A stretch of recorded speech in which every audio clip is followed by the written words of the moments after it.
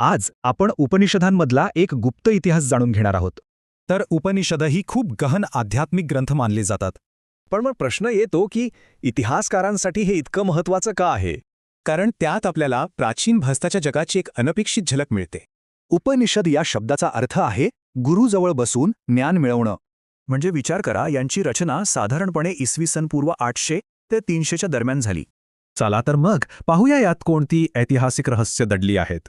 पहिला सुगावा मिळतो तो म्हणजे त्या काळातला समाज, राजे आणि विद्वान.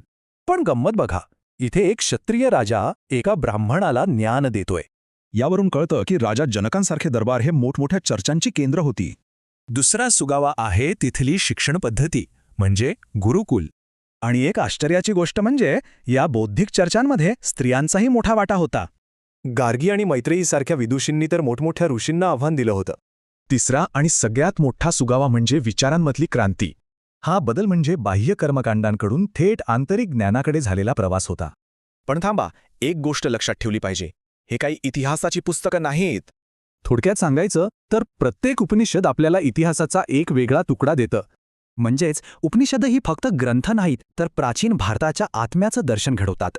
मग विचार करायला हरकत नाही की इतर पवित्र ग्रंथांमध्येही असे कितीतरी अज्ञात इतिहास दडले असतील, नाही का?